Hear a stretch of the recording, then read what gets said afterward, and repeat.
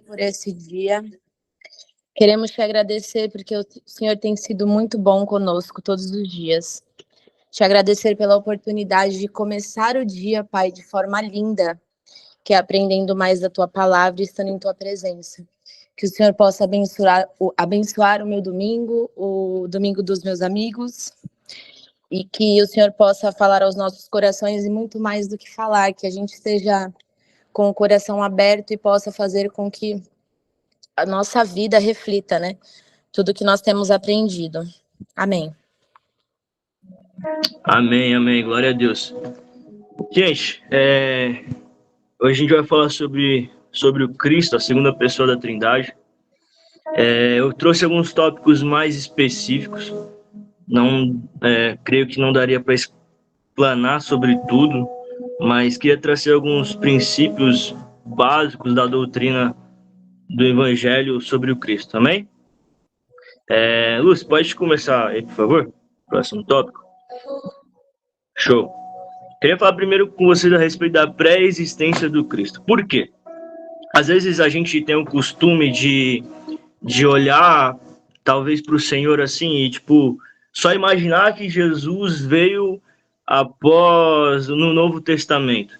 E a gente não consegue identificar, talvez, a manifestação do Senhor Jesus Cristo no Antigo Testamento.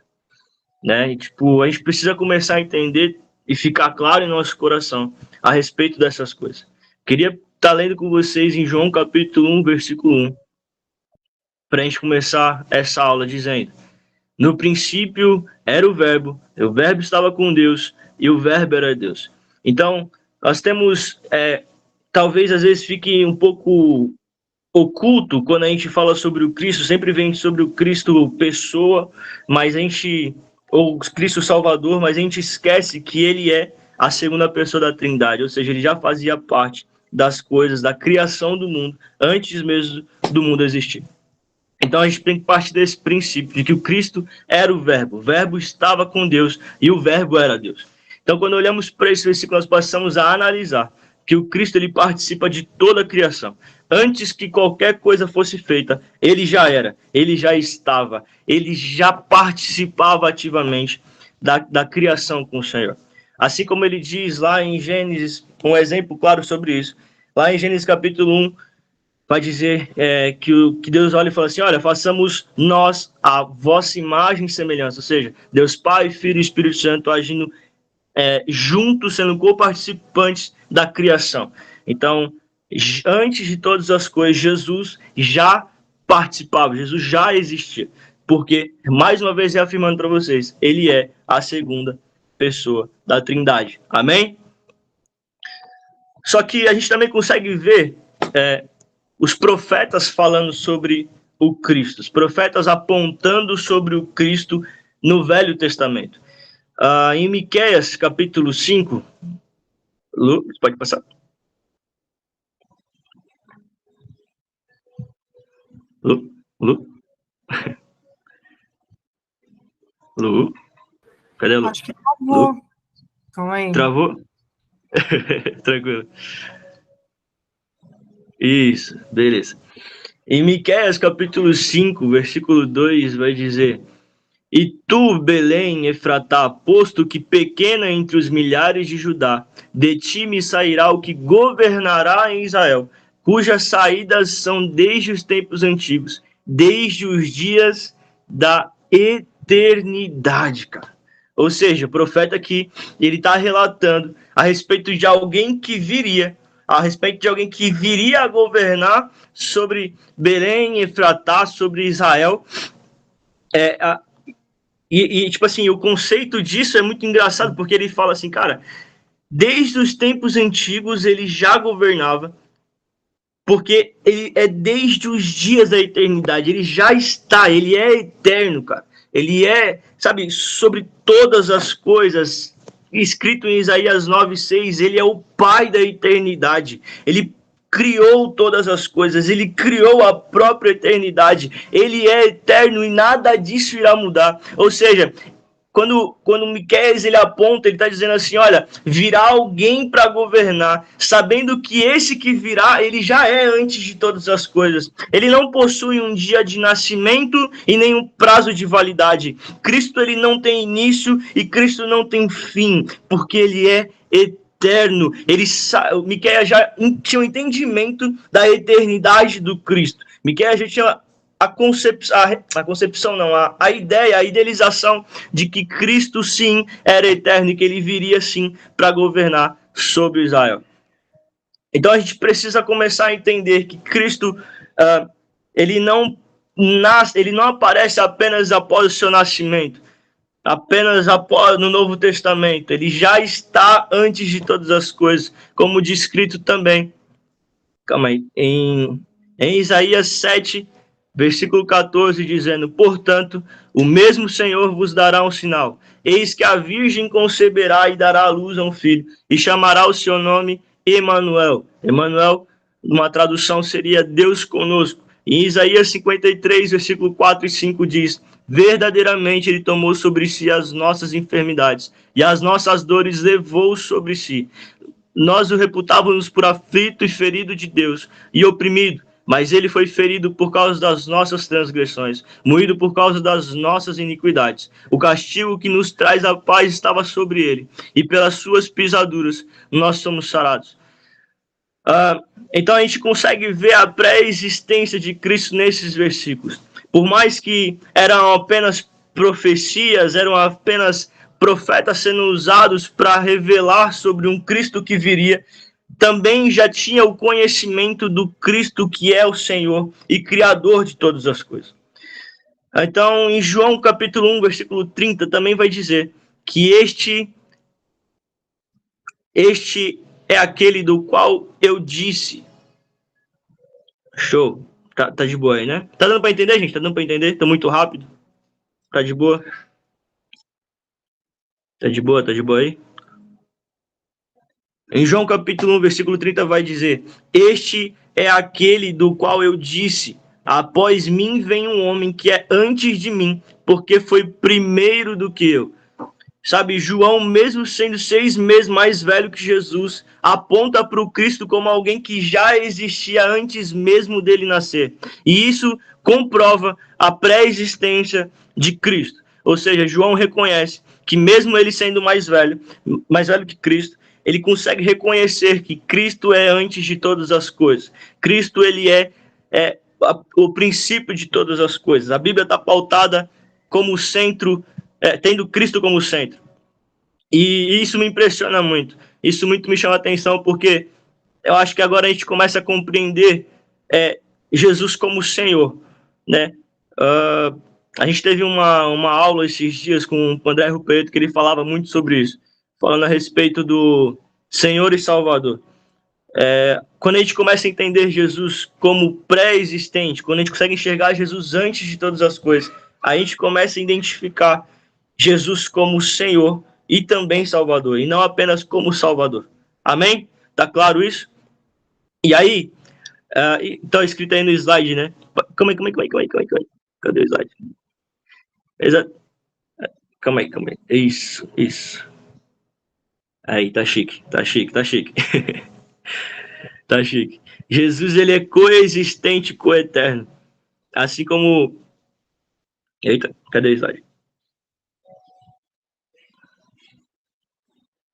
Tá tranquilo, Lu. Tá tranquilo. Fica em paz. Tá tranquilo, isso aí. Então, esse é aquele que viria depois de mim, né? Reforçando aqui o versículo. Este é aquele do qual eu disse, após mim vem um homem que é antes de mim, porque foi primeiro do que eu. Então, isso comprova a coexistência de Cristo também, a pré-existência de Cristo no Antigo e no Novo Testamento através de João. Eu vou seguir aqui e a gente vai... Qualquer coisa vocês me chamam aí, tá? Levanta a mãozinha pra gente falar. E aí chega um ponto, cara, que para mim é muito interessante. A gente viu que Jesus, ele era antes de todas as coisas. Ele criou todas as coisas participando da Trindade, ele é participante da Trindade. E para mim chega um dos feitos mais incríveis, um dos feitos mais gloriosos que a humanidade poderia usufruir ou ver. Quando em João capítulo 1, versículo 14 diz: "E o verbo se fez carne e habitou entre nós. Vimos a sua glória como a glória do unigênito do Pai, cheio de graça e de verdade." Sabe, Jesus, ele é o enviado de Deus para cumprir exatamente o que está escrito lá em João 3,16, que diz: "Porque Deus amou o mundo de tal maneira que entregou o seu Filho unigênito, para todo aquele que nele crê, não pereça, mas tenha a vida eterna." Então, nesse momento aqui, Jesus, ele se faz carne. Aquilo que era só promessa, aquilo que era só palavras que os profetas profetizavam, como nós lemos anteriormente, aquilo que era só promessa, aquilo que era só palavra, aquilo que era só uma profecia, começa a se tornar realidade. O verbo gloriosamente se faz carne. Para mim, não vai ter feito maior do que esse. O homem ir para a Lua, pisar em Marte, pisar no Sol, não vai se comparar à glória do Senhor ter pisado na Terra. Nada se comparará ao Criador ter andado com a sua criação. Nada se comparará à glória de Jesus Cristo ter andado entre nós. Não existe privilégio maior para a humanidade do que ter o seu Criador andando em vosso meio. E de que forma, Mateus, o verbo se faz carne? Em Filipenses capítulo 2, versículos 5 ao 8, vai dizer: "De sorte que haja em vós o mesmo sentimento que houve também em Cristo Jesus, que sendo em forma de Deus, não teve usurpação ser igual a Deus, mas esvaziou-se a si mesmo, tomando a forma de servo, fazendo-se semelhante aos homens. E achando na forma de homem, humilhou a si mesmo, sendo obediente até a morte e morte de cruz." Sabe, a concepção de Jesus, ela vem de forma sobrenatural, porque se ela fosse feita de forma natural, ele não seria o Deus encarnado, em si um homem como eu e você. E a gente precisa entender que, como está escrito lá em Romanos capítulo 5, versículo 12, a nossa descendência pecaminosa corromperia a perfeição do Cristo. Entende? Então, se Cristo vem de forma natural, se Cristo vem como nós viemos, através da concepção natural, a gente teria, por conta da nossa descendência, cadê a palavra aqui que eu usei agora? Da nossa descendência pecaminosa, a gente teria um sacrifício contaminado, porque está escrito lá em Romanos 5,12 a respeito disso.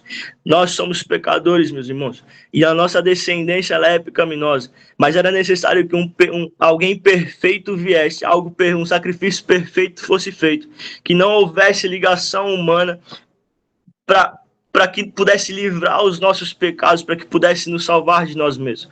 Então, Jesus ele vem de forma sobrenatural para fazer com que essa promessa de alguém perfeito, do sacrifício perfeito, se cumprisse e não fosse corrompido. Então, como nós vemos em Filipenses capítulo 2, versículo 5 a 8, quando nós falamos da sua pré-existência, nós apontamos para o atributo da glória e majestade. Mas quando Cristo se faz carne, ele vem abrindo mão de tudo que ele era, tudo que era dele, tudo que pertencia a ele, da sua onipotência, da sua onipresença, não fazendo uso dessas coisas para que a gente pudesse ver um homem como nós, para que ele pudesse passar pelas mesmas dores que a gente passou. Então a gente começa a ver Jesus 100% homem e 100% Deus. Ele passa pelas mesmas dores, ele passa pelas mesmas dificuldades, ele passa pelos mesmos sentimentos, mas não perdendo a sua essência em ser 100% Deus. Por mais que ele estivesse na figura de homem, por mais que ele estivesse na forma de homem, ele não deixou a sua essência de ser Deus. Tá ficando claro isso? Tá de boa para entender? Em Mateus capítulo 4, versículo 1 ao 3, vai dizer a respeito dessa humanidade, da humanidade de Cristo. São dois exemplos que eu quero destacar para vocês. Deixa eu achar aqui. Mateus capítulo 4. Cadê? Mateus capítulo 4. Pera aí, rapidão. Mateus capítulo 4, versículo 1 ao 3 diz assim: Então foi conduzido Jesus pelo Espírito ao deserto, para ser tentado pelo diabo. E tendo jejuado 40 dias e 40 noites, depois teve fome. E chegando-se a ele, o tentador disse: se tu és o filho de Deus, manda que estas pedras se tornem pão. Então foi conduzido Jesus pelo Espírito ao deserto para ser tentado pelo diabo. Cara, a primeira coisa que eu quero que fique claro para você: Jesus, como ele era um na Trindade, quando ele nasce com forma de homem, ele abre mão disso. E ele se permite ser guiado pelo Espírito de Deus. Sabe, isso para mim é muito grande. Então, como Deus, não havia necessidade dele ser guiado ou conduzido pelo Espírito, porque os três são um. Mas como homem, Jesus é conduzido, direcionado pelo Espírito, para nos ensinar a importância de sermos obedientes e sensíveis à voz do Espírito. Então, como homem, Jesus ele começa a nos explicar, começa a nos esclarecer que sim, como homem nós precisamos e dependemos como homem, nós precisamos ser dependentes da voz e da direção do Espírito. Nós precisamos ser, como homem, guiados pela voz do Espírito, sermos sensíveis e termos discernimento daquilo que vem de Deus e daquilo que vem do diabo. E quando Jesus ele é tentado por Satanás, é uma das manifestações de que isso acontece. Jesus ele tem um discernimento ali de que a maior tentação dele não era a fome, não era o comer, mas o diabo tenta a Jesus para assumir de novo a figura divina. E se Jesus aceitasse padecesse ou aceitasse essa tentação, Jesus ele estaria abrindo mão da sua humanidade e tornaria isso inválido, e tornaria o sacrifício inválido, porque como é que Jesus diria para nós que nós iríamos passar por tudo isso? Como é que Jesus diria para nós que sim, a gente pode passar por todas as coisas se nós estivermos nele, sabe? Então se tornaria inválido, se tornaria ineficaz se Jesus tivesse aberto mão da sua humanidade para se tornar 100% Jesus só por conta da tentação. Sabe, dá para entender isso? Então, quando o diabo ele vem tentar Jesus, ele não vem tentar Jesus pela fome, mas vem tentar Jesus para fazer com que Jesus torne a ser Deus novamente. Amém? Amém, amém, amém. Vocês estão entendendo até aqui? Vocês estão entendendo? Manda uma mensagenzinha aí só para a gente saber se vocês estão entendendo.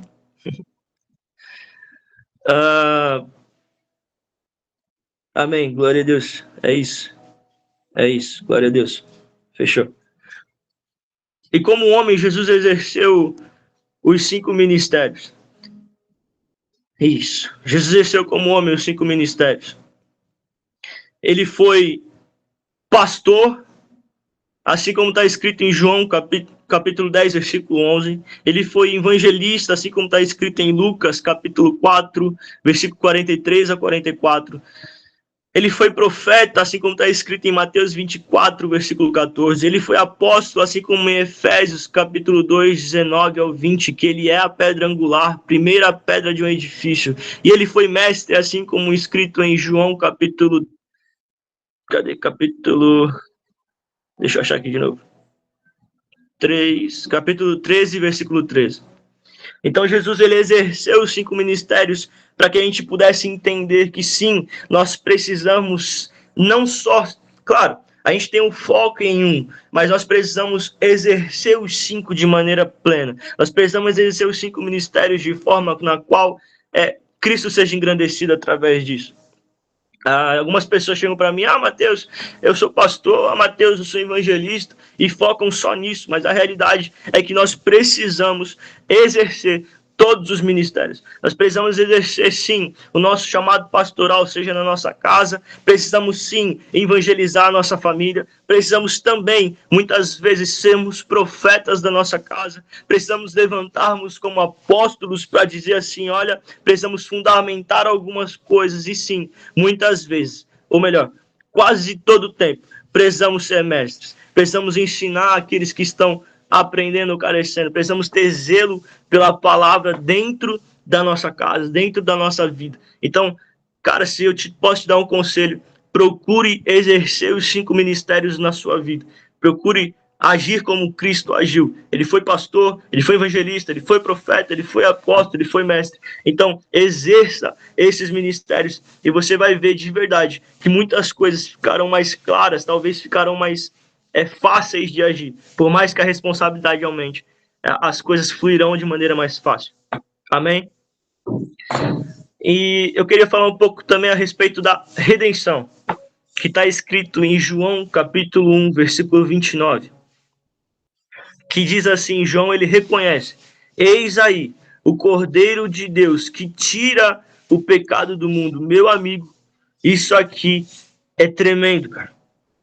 Sabe, quando o João ele olha para o Cristo, meu Deus, cara, quando o João ele olha para o Cristo, ele aponta dizendo assim, olha, esse aqui é aquele que veio antes de mim. Cara, mas é ele que irá livrar os meus pecados, é ele que salvará a humanidade de seus pecados. Então, nesse ponto, nós podemos observar que João ele aponta para Isaías 53, que diz a respeito do sacrifício vivo, dizendo claramente que aquele que viria para tomar sobre si as nossas enfermidades estava presente. Imagina só, você no lugar de João, você conseguir enxergar a salvação, você conseguir enxergar o Salvador com seus olhos. Que privilégio não deve ter sido para João de poder ter essa revelação de que eis aí o Cordeiro de Deus que tira o pecado do mundo. Imagina só você ter em sua frente o Salvador, cara. Isso deve ser um privilégio para poucos, cara. Para poucos.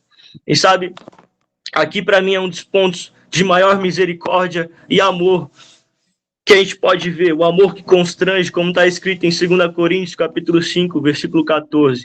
Pois o amor de Cristo nos constrange, porque estamos convencidos de que um morreu por todos, logo todos morreram. Sim, quando nós vemos Jesus aparecendo como Redentor, aparecendo como aquele que tiraria o pecado do mundo, aparecendo como nosso Salvador, sim, nós temos a exata manifestação desse amor que constrange, do amor que nos faz pensar todos os dias como vale a pena servir a Jesus, como vale a pena seguir a Jesus, porque na minha humilde concepção, se o amor, se essa forma de Cristo abrir mão da sua glória, sabe, se fazer homem, se fazer servo, se fazer maldito, para estar no meu e no seu lugar, se isso não te constrange a viver uma vida para Ele, se isso não te constrange a você entender que você precisa sim também morrer por Ele, cara, eu não sei mais o que vai te constranger.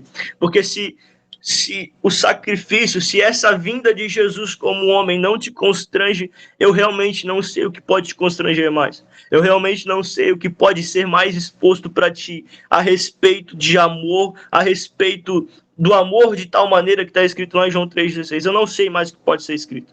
Porque um Deus perfeito se fazer homem, se fazer pequeno, se fazer maldito, simplesmente por amor às nossas vidas, eu não sei mais o que pode nos constranger. E quando ele vem com um propósito. E o seu propósito é a morte de Cristo, é a morte na cruz do Calvário. Em João capítulo 19, versículo 17 diz: e levando ele as costas da sua cruz, saiu para o lugar chamado Caveira, que em hebraico se chama Gólgota, onde crucificaram, e com ele outros dois, um de cada lado, e Jesus no meio. E Pilatos escreveu também um título, e pô-lo em cima da cruz, e nele estava escrito: Jesus Nazareno, o Rei dos Judeus. Sabe, meus irmãos, isso aqui eu quero deixar muito claro para o seu coração. Se você quiser anotar, se anota. Mesmo Jesus tendo sido levado ao lugar de humilhação máxima, da morte mais horrenda possível, Jesus foi glorificado. Como, Mateus? A Bíblia está dizendo em João 19, falando, em João 19, 18, crucificaram com ele dois, um de cada lado, mas Jesus no meio. Podem até não ter entendido, mas à sua direita estava um bandido, à sua esquerda talvez eu e você, mas no centro era ele quem estava, até mesmo na morte de Jesus Cristo, até mesmo no momento de máxima humilhação, o Senhor Jesus estava no centro de todas as coisas, ele não perdeu o controle em nenhum momento, ele não deixou de ser glorificado e nem de glorificar o Pai em nenhum momento, e nesse momento aqui ele deixou claro para tudo e para todos, que sim, para sempre e sempre, para a eternidade, do começo ao fim, não tem tempo, não tem dia, não tem pessoa que tire Jesus do centro de todas as coisas. Não existe lugar, situação ou qualquer,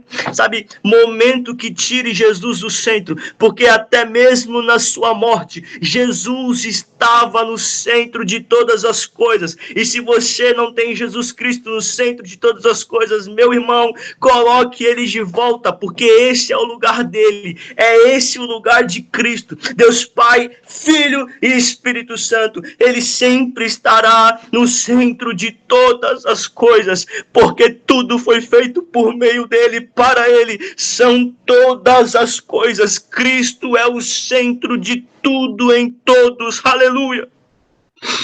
Ele é o centro, meu irmão, aleluia, Jesus. Ele é o centro, ele é o centro, ele é o centro, aleluia. Em Lucas capítulo 23, versículo 44 ao 47, vai dizer: e era já quase a hora sexta, e houve trevas em toda a terra. A hora nona, escurecendo-se o sol, e rasgou-se ao meio o véu do templo. E clamando Jesus com grande voz, disse: Pai, nas tuas mãos entrego o meu espírito. E havendo dito isto, expirou. E o centurião, vendo o que tinha acontecido, deu glória a Deus, dizendo: na verdade, esse homem era justo. Jesus ele vem para cumprir o que estava escrito em João 3,16.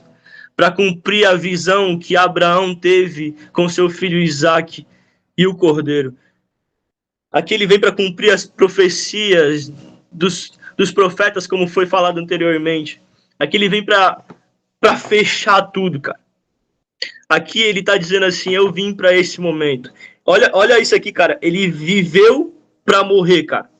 Ele viveu para morrer, cara. Cara, guarda isso no seu coração. Quem encontra a causa da sua morte, quem encontra um propósito para morrer, não morre, vive. Ele sempre será vivo, sempre será lembrado. Encontre um propósito para sua morte. Encontre um propósito para você morrer. E quando você morrer, você não morrerá, você viverá eternamente, cara. Se Cristo for a causa da sua morte, cara, você não vai morrer, cara. Você vai viver, cara. Amém? Então, Jesus aqui em Lucas capítulo 23, 44, ele assume o nosso lugar. O lugar do homem pecador, se fazendo pecado, assim como descrito em Gálatas capítulo 3, versículo 13.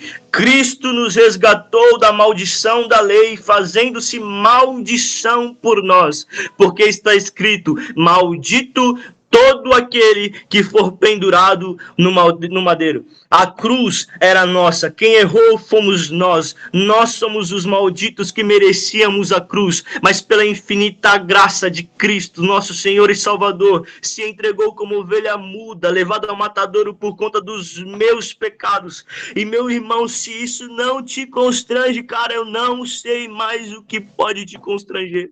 Se esse amor não te toca mais, eu não sei o amor que pode te tocar. Cara, se você olhar para isso aqui, ele se coloca em meu e seu lugar, se fazendo maldito, aquele que era santo, perfeito, imaculado, aquele que era antes de todas as coisas, aquele que vem por mim, se coloca em meu lugar, se fez maldito e coloca-se no madeiro para que eu e você pudéssemos ser salvos, cara. Cara, isso aqui é muito lindo, cara. E agora faz total sentido. Sabe, essa parte faz total sentido na minha cabeça.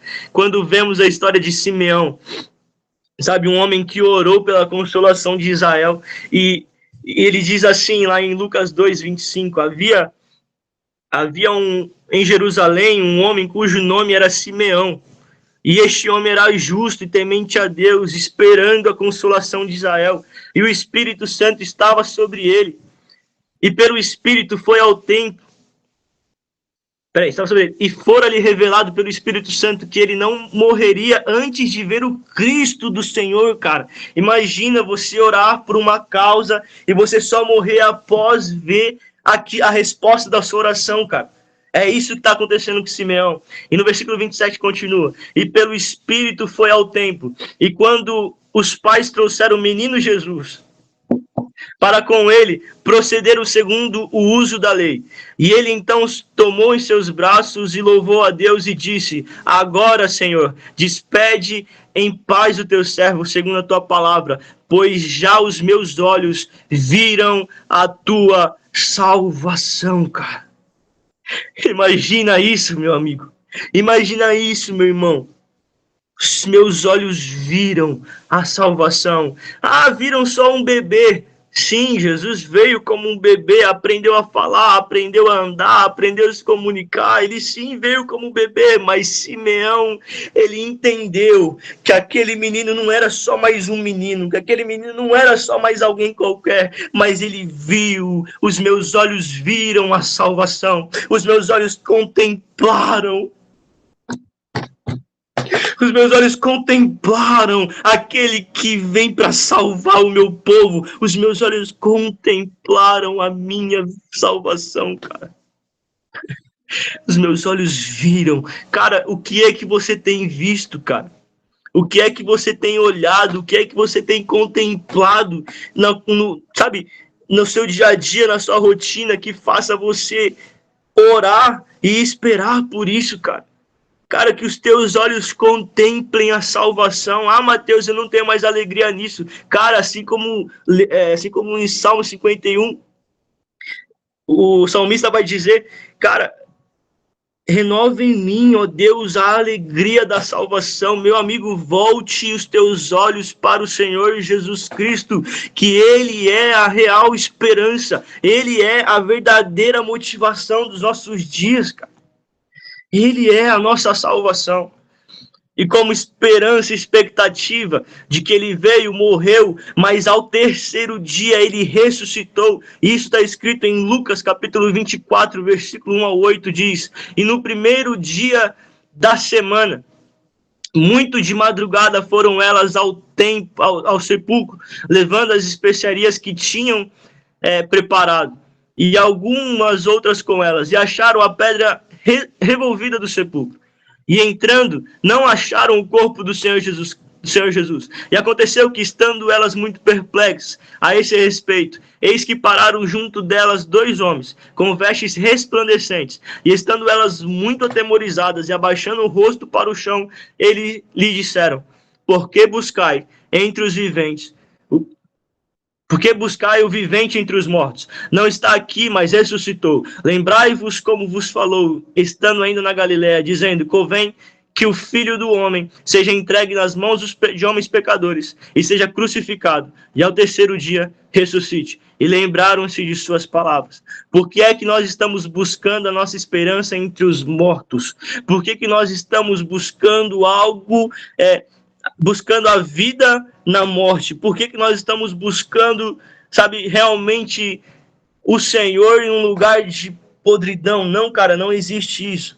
Cara, volte os teus olhos ao Senhor. Por que nós estamos buscando em meio às trevas o que só podemos encontrar no Senhor? Por que estamos buscando, sabe, no mundo aquilo que nós só temos no Senhor? E deixa eu te dizer uma coisa. Existe uma frase muito conhecida aí no mundo: a esperança é a última que morre. Não, meu irmão. A esperança não é a última que morre. Ela é a primeira que ressuscita. Ela é a primeira que é exaltada. A nossa esperança, ela não morrerá. A nossa esperança vive eternamente. A nossa esperança estará sempre ao nosso lado. A nossa esperança é essa glória poderosa toda que nós estamos vendo. Ela era antes, ela veio, se colocou no nosso lugar, morreu por nós, mas ela ressuscitou. A nossa esperança não morre, ela ressuscita. Sabe por quê? Porque a Bíblia diz que Jesus Cristo, ele é o primogênito dentre os mortos. Não porque ele foi o primeiro a morrer, mas porque ele foi o primeiro a ressuscitar.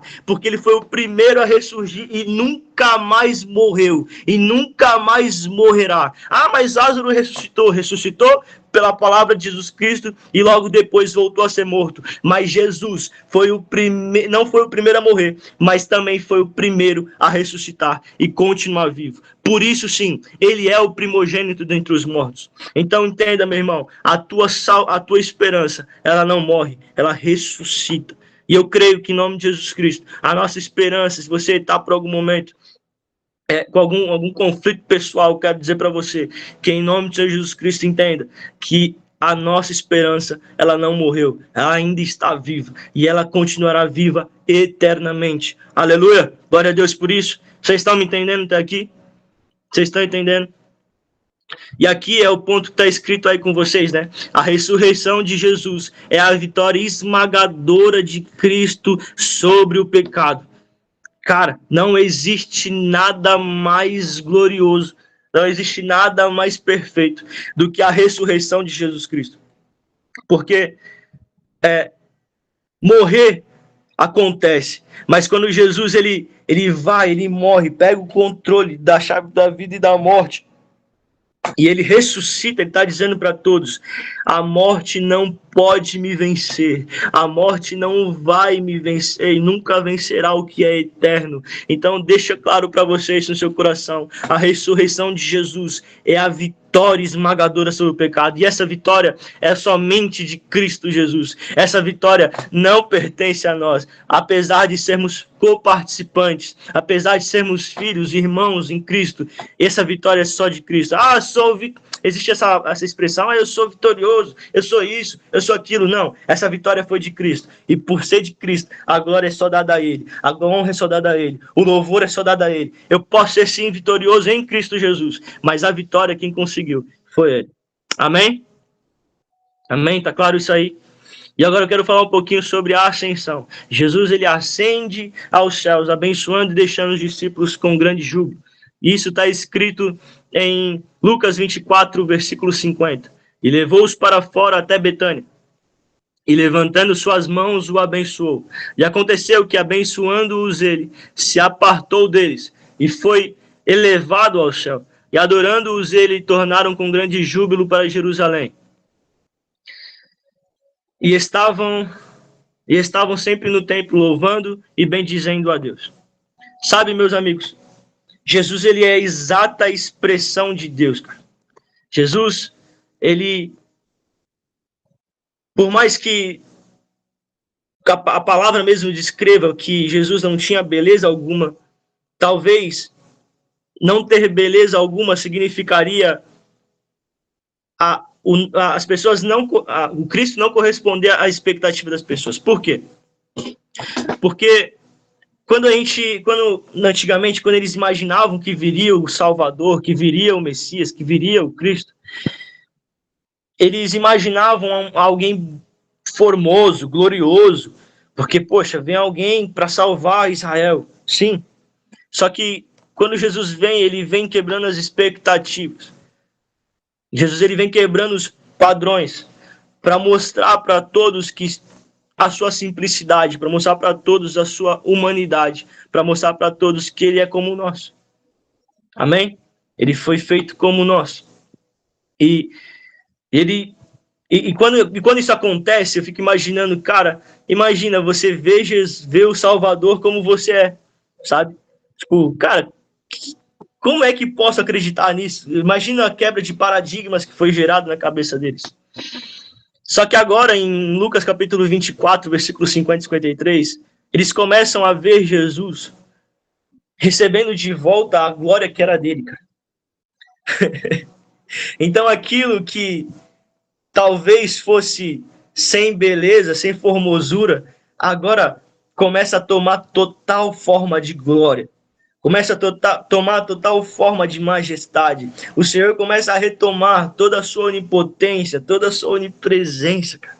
E aquilo que era normal ou feio aos olhos começa a se tornar lindo, começa a se tornar perfeito.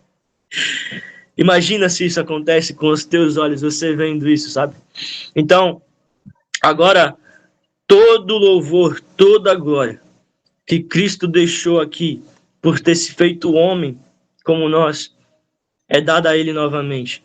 Imagina quão glorioso deve ter sido isso. ver Jesus subindo aos céus, tomando forma de Deus novamente. Ah, como eu queria ver essas coisas, cara. Como eu queria. Como eu queria. Sabe, eu tava falando esses dias, eu fiquei falando assim, cara, eu queria muito, muito, muito, muito, que eu fiz uma oração, tá? Eu falei assim, Deus, se eu tiver com 190 anos de idade, não me importa, e eu ver o Senhor com os meus olhos físicos, cara, eu vou morrer muito feliz, cara. Pode ser agora, se eu quiser. Pode ser agora, nesse momento, mas se eu ver o Senhor com os meus olhos físicos e eu morrer por conta disso, valeu muito a pena. Cara, imagina você ter o privilégio de ver a salvação, de você ver o Cristo na sua frente, cara. E você contemplar a sua beleza, e você contemplar a sua glória. Você já parou para imaginar no privilégio que é isso? Então, meu irmão, por favor, volte os teus olhos para Cristo. Volte os teus olhos para a glória do Senhor Jesus Cristo. Porque, cara, não existe nada mais belo, não existe nada mais perfeito, não existe nada mais santo do que o nosso Senhor Salvador Jesus Cristo. Não existe nada mais maravilhoso do que estar com Ele, sabe? Existe um louvor antigaço mesmo, tipo assim, antigaço, tipo, muito antigo. Que até esses dias o pastor Fernando ele falou sobre esse louvor, que vai dizer: Cristo, ele é tudo para mim, sabe? Ele é o tesouro que eu tenho guardado em meu peito, cara. Cristo, ele tem que ser tudo para nós, cara. Ele não pode ser só alguém distante. Ele não é alguém distante na qual eu não me relaciono. Ele tem que ser tudo para mim. Eu tenho que guardar ele como um tesouro verdadeiro em meu coração, cara. Eu tenho que guardar Jesus como o ar que eu respiro. Eu tenho que ver Jesus como a minha maior necessidade, porque, cara, Jesus ele se apresenta como o caminho, a verdade e a vida. Ele também se apresenta como as nossas necessidades, ou seja, como pão e água, sabe? Ele se apresenta como o ponto principal, como coisas vitais da nossa vida. Jesus ele se apresenta como pão, porque se você não comer, você morre. Ele se apresenta como água, porque se você não beber, você morre. Ou seja, são pontos vitais para o ser humano. Você precisa comer desse pão e beber desse cálice. Você precisa fazer memória de Cristo. Não porque Cristo precisa ser lembrado, mas porque você precisa lembrar de Cristo. Você precisa de Jesus. Você necessita da presença de Deus. Jesus não precisa ser lembrado por você, mas você precisa lembrar dele. Você precisa entender o quanto você necessita de Cristo. Só que, Mateus, beleza, Jesus foi embora, tal. E agora, o que acontece, cara? Eu não vejo mais ele. Eu nunca mais vou ver ele, não. Você vai ver ele sim, cara. Isso diz muito a respeito da última parte que eu quero falar para vocês, a respeito de Maranata, ou a volta de Jesus Cristo. Muito em breve, Jesus ele voltará para cumprir com a promessa que ele nos fez em João capítulo 14, versículo 3, dizendo: E quando eu for e vos preparar lugar, virei outra vez e vos levarei para mim mesmo, para que onde eu estiver, estejais vós também. Cara, isso aqui é lindo, cara. Olha isso, cara. Quando eu for e vos preparar lugar, virei outra vez. Meu amigo, eu espero muito por isso. Eu espero muito por esse dia. O dia que o Senhor Jesus Cristo virá novamente para levar eu e você, cara. Para levar a igreja para morar com ele, cara. Sabe, os meus dias têm sido para isso aqui, cara. Os meus dias têm sido sobre isso aqui. Eu tenho orado muito para que Deus me faça lembrar constantemente, gerar frutos eternos, faça gerar, sabe, momentos eternos, porque se a gente ficar preso nesse momento aqui, meu irmão, a gente vai padecer, cara. Sabe, eu sempre falo uma frase que é o seguinte: não troque a eternidade por conta de um momento. Não troque o que é eterno por conta de segundos de prazer. Não troque o que é eterno por conta de coisas passageiras. Aquilo que é eterno, cara. Então faça de verdade a sua vida, sabe, gerar frutos eternos e não momentâneos. Não só momentâneos. sabe? Então, por favor, cara, guarde isso no seu coração, sabe? É tempo de nós olharmos para a eternidade de verdade. É tempo de nós olharmos para o Senhor Jesus como quem vai voltar, tipo, agora, entende? Como alguém que vai voltar no segundo seguinte, cara, sabe? Isso está escrito, cara. Ele vai voltar, ele é fiel e verdadeiro para cumprir. Em Apocalipse 22:12 diz: Eis que cedo venho, e o meu galardão está comigo para dar cada um segundo a sua obra. E no versículo 13: Eu sou o Alfa, o Ômega, o princípio, o fim, o primeiro e o derradeiro, cara. É isso que Jesus é para nós, cara. É isso, cara. Ele vai vir, ele voltará. Ele voltará para nos buscar. Ele retornará dos céus, cara. E, mano, eu vou ser muito sério com vocês, cara. Eu espero muito por esse dia, cara. Eu espero muito por esse dia. Espero absurdamente por esse dia. Porque esse dia, cara, eu quero encontrar vocês lá. E mais do que isso, cara, não só encontrar vocês no céu. Eu quero conhecer Jesus tão próximo, cara. Eu quero andar aqui na terra com Jesus tão próximo. E quando eu chegar no céu, ele diga assim: Olha, eu te conheço. E não, aparta-te de mim porque eu não te conheço. O que que você tem feito aqui? O que que você tem, como é que você tem se relacionado aqui com Jesus? Para quando chegar no céu ele possa te conhecer. Cara, seja próximo do Senhor Jesus Cristo. Seja próximo de Jesus, porque só assim nós adquiriremos as características de Jesus. Nós adquiriremos, sabe, firmemente aquilo que Jesus é. E com certeza nós iremos o agradar. E essa é a nossa maior verdade. Então, cara, faça por onde você possa agradar o Senhor. Faça por onde sua vida agrade o Senhor, para quando chegar lá no céu, você possa ser conhecido por Ele. Você possa ser conhecido pelo Senhor. E o que eu quero dizer para você é isso, cara. Cristo, ele já era antes de todas as coisas. Cristo, ele se faz carne por nós, por amor a nós. Cristo, ele morre, ressuscita, vai aos céus e logo, logo ele volta. Só mais um pouquinho de tempo. E o que há de vir, virá. Só mais um pouquinho. Só mais um pouquinho, cara. Aguenta só mais um pouquinho. Porque aquele que há de vir, verdadeiramente virá. Eu queria só ler com vocês o último slide. Eu já não tô mais em condição, cara. Lu, você pode colocar para mim, por favor, o último slide? Queria deixar esse resumo com vocês. A pré-existência, encarnação, morte na cruz, ressurreição, ascensão, promessa do retorno de Cristo são fundamentais para entendermos a obra redentora e o papel de Jesus na história da humanidade. Que possamos aguardar com esperança a volta do nosso Senhor e Salvador, cumprindo todas as suas promessas. O que eu tinha para falar aí era isso. Se você quiser comentar alguma coisa, eu vou abrir agora. Fiquem à vontade. E depois a gente faz a oração, né, Lê? Fechou? Alguém quer falar alguma coisa? Alguém quer falar alguma coisa? Amém. Mateus, essa aula foi incrível. Assim, Cristo realmente é a esperança da glória, né? A esperança não é a última que morre. Entendi isso. Ele é a esperança e ele morreu. Na verdade, ele morreu e ressuscitou, né? Então a esperança, ela está viva.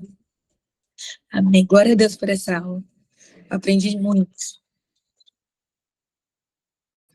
Amém. Glória a Deus. Mais alguém quer falar alguma coisa? Não? Tá tudo certo? Tudo em paz? Então tá bom. Deixa eu orar por vocês. E aí a gente vai finalizar. Fechou, Lê? Tá tudo certo? Então, beleza. Senhor Jesus, nós te agradecemos. Te agradecemos, Senhor. Porque não existe nada mais perfeito, mais belo como o Senhor. Te agradecemos porque o Senhor é antes de todas as coisas, Pai. Te agradecemos porque o Senhor criou todas as coisas. Te agradecemos pela sua morte e ressurreição. Te agradecemos, Senhor Jesus Cristo, porque o Senhor nos deixou essa ardente expectativa, que muito em breve o Senhor irá voltar, que muito em breve o Senhor retornará.